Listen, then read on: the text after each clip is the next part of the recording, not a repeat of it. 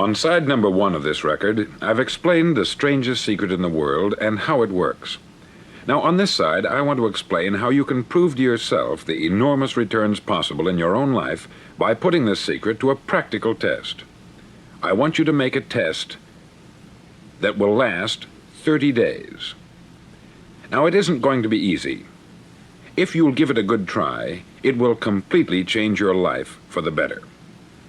Back in the 17th century, Sir Isaac Newton, the English mathematician and natural philosopher, gave us some natural laws of physics which apply as much to human beings as they do to the movement of bodies in the universe. Now, one of these laws is that for every action, there is an equal and opposite reaction. Simply stated, as it applies to you and me, it means we can achieve nothing without paying the price. The results of your 30-day experiment will be in direct proportion to the effort you put forth. To be a doctor, you must pay the price of long years of difficult study. To be successful in selling, and remember that each of us succeeds to the extent of his ability to sell, selling our families on our ideas, selling education in schools, selling our children on the advantages of living the good and honest life, selling our associates and employees on the importance of being exceptional people, to, of course, the profession of selling itself. But to be successful in selling our way to the good life, we must be willing to pay the price. Now, what is that price? Well, it's many things. First, it's understanding emotionally, as well as intellectually, that we literally become what we think about, that we must control our thoughts if we're to control our lives. It's understanding fully that, as ye sow, so shall ye reap. Secondly, it's cutting away all the fetters from the mind and permitting it to soar as it was divinely designed to do. It's the realization that your limitations are self-imposed, and that the opportunities for you today are enormous beyond belief. It's rising above narrow-minded pettiness and prejudice. Thirdly, to use all your courage to force yourself to think positively on your own problem, to set a definite and clearly defined goal for yourself, to let your marvelous mind think about your goal from all possible angles, to let your imagination speculate freely upon many different possible solutions, to refuse to believe there are any circumstances sufficiently strong to defeat you in the accomplishment of your purpose, to act promptly and decisively when your course is clear, and to keep constantly aware of the fact that you are, at this moment, standing in the middle of your own acre of diamonds, as Russell Conwell used to point out. Fourth, save at least 10% of what you earn. It's also remembering that no matter what your present job, it has enormous possibilities if you're willing to pay the price. Now let's just go over the important points in the price each of us must pay to achieve the wonderful life that can be ours. It is, of course, worth any price. 1, you will become what you think about. 2, remember the word imagination. Let your mind soar. 3, courage. Concentrate on your goal every day. 4, save 10% of what you earn. And action. Ideas are worthless unless we act on them.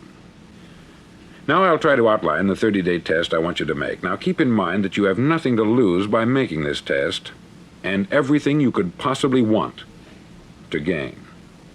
There are 2 things that may be said of everyone.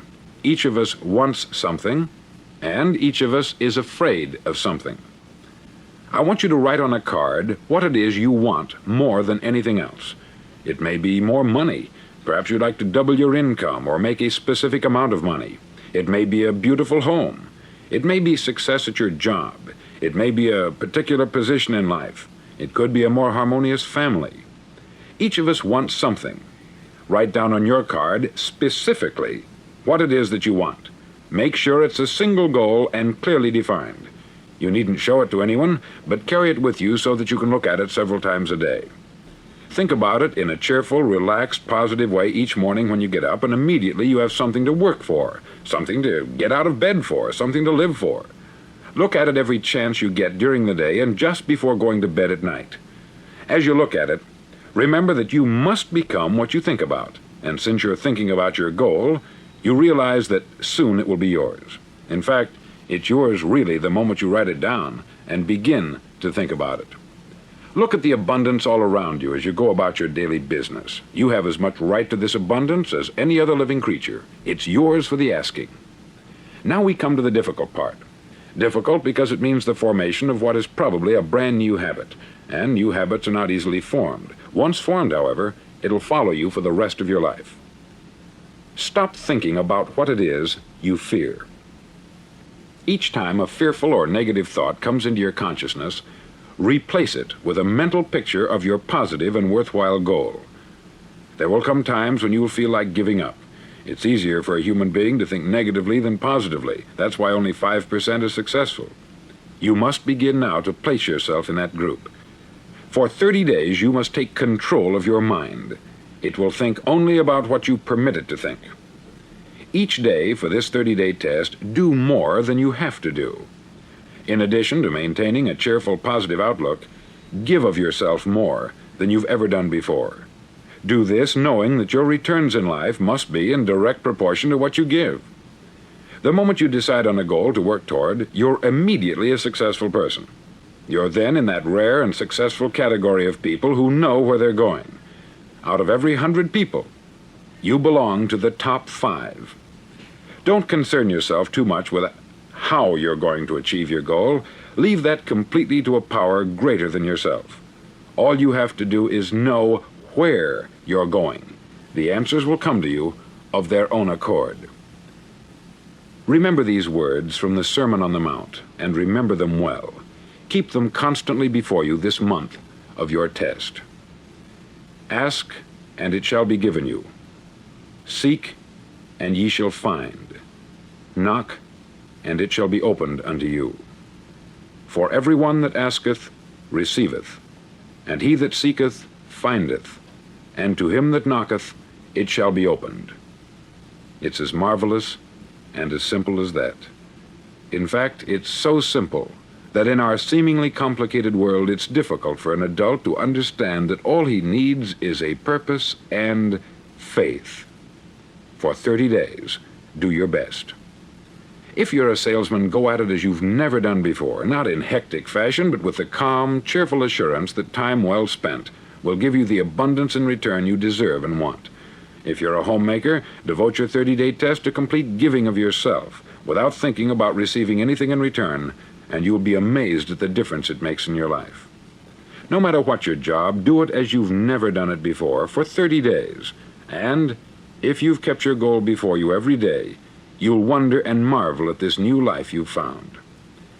Dorothea Brande, outstanding editor and writer, discovered it for herself and tells about it in her fine book, Wake Up and Live. Her entire philosophy is reduced to the words, act as though it were impossible to fail. She made her own test with sincerity and faith, and her entire life was changed to one of overwhelming success. Now you make your test for 30 full days. Don't start your test until you've made up your mind to stick with it. You see, by being persistent, you're demonstrating faith. Persistence is simply another word for faith.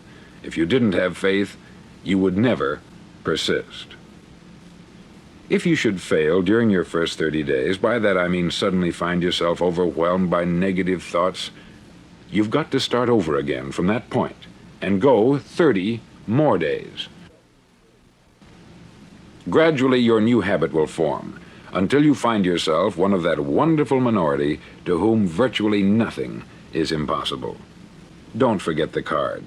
It's vitally important as you begin this new way of living. On one side of the card, write your goal, whatever it may be. On the other side, write the words we've quoted from the Sermon on the Mount. Ask, and it shall be given you. Seek, and ye shall find. Knock, and it shall be opened unto you. In your spare time during your test period, read books that will help you. Inspirational books like the Bible, Dorothea Brande's Wake Up and Live, The Magic of Believing by Claude Bristol, Think and Grow Rich by Napoleon Hill, and other books that instruct and inspire. Nothing great was ever accomplished without inspiration. See that during these crucial first 30 days, your own inspiration is kept at a peak. Above all, don't worry. Worry brings fear, and fear is crippling. The only thing that can cause you to worry during your test is trying to do it all yourself. Know that all you have to do is hold your goal before you. Everything else will take care of itself. Remember also to keep calm and cheerful. Calm and cheerful. Don't let petty things annoy you and get you off course.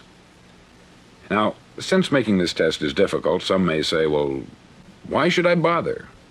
Well, look at the alternative. No one wants to be a failure. No one really wants to be a mediocre individual. No one wants a life constantly filled with worry, fear, and frustration. Therefore, remember that you must reap that which you sow. If you sow negative thoughts, your life will be filled with negative things. If you sow positive thoughts, your life will be cheerful, successful, and positive. Now, gradually, you will have a tendency to forget what you've heard on this record. Play it often. Keep reminding yourself of what you must do to form this new habit. Gather your whole family about and listen to what's been said here at regular intervals. You know, most men will tell you that they want to make money without understanding the law. The only people who make money work in the mint. The rest of us must earn money. This is what causes those who keep looking for something for nothing or a free ride to fail in life. The only way to earn money is by providing people with services or products which are needed and useful. We exchange our product or service for the other man's money. Therefore, the law is that our financial return will be in direct proportion to our service. Success is not the result of making money. Making money is the result of success.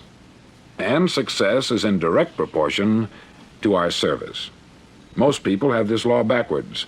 They believe that you're successful if you earn a lot of money. The truth is that you can only earn money after you're successful. It's like the story of the man who sat in front of the stove and said to it, "Give me heat, and then I'll add the wood." How many men and women do you know, or do you suppose there are today, who take the same attitude toward life? There are millions. We've got to put the fuel in before we can expect heat. Likewise, we've got to be of service first before we can expect money. Don't concern yourself with the money. Be of service. Build, work, dream, create. Do this, and you'll find there's no limit to the prosperity and abundance that will come to you. Prosperity is founded upon a law of mutual exchange. Any person who contributes to prosperity must prosper in turn himself. Sometimes the return will not come from those you serve, but it must come to you from someplace, for that is the law. For every action, there is an equal and opposite reaction. As you go daily through your 30-day test period, remember that your success will always be measured by the quality and quantity of service you render, and money is a yardstick for measuring this service. No man can get rich himself unless he enriches others. There are no exceptions to a law.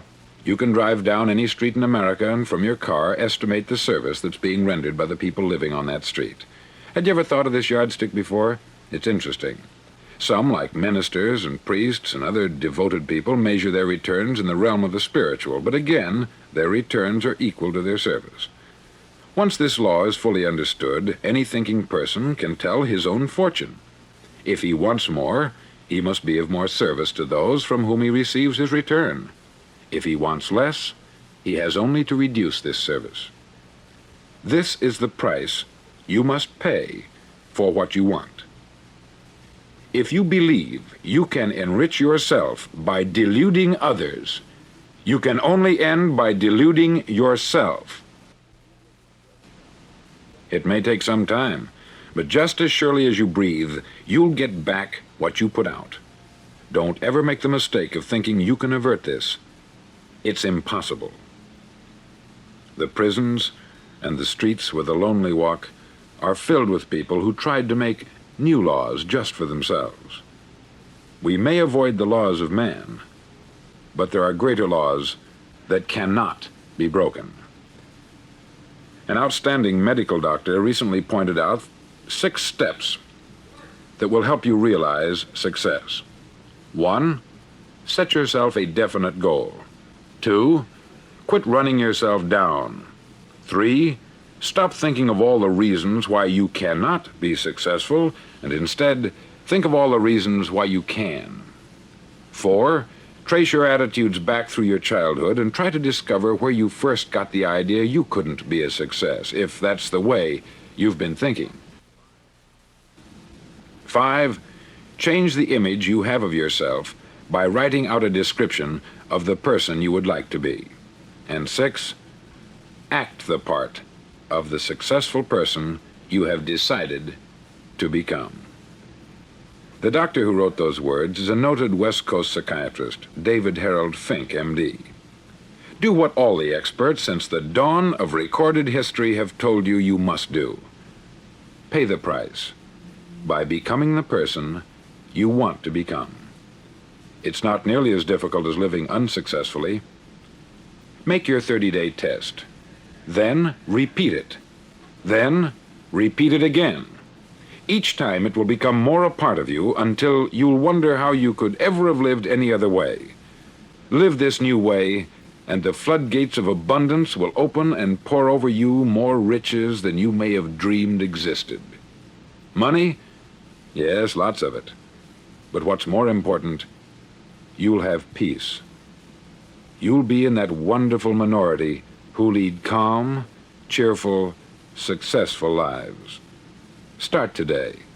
You have nothing to lose, but you have a life to win.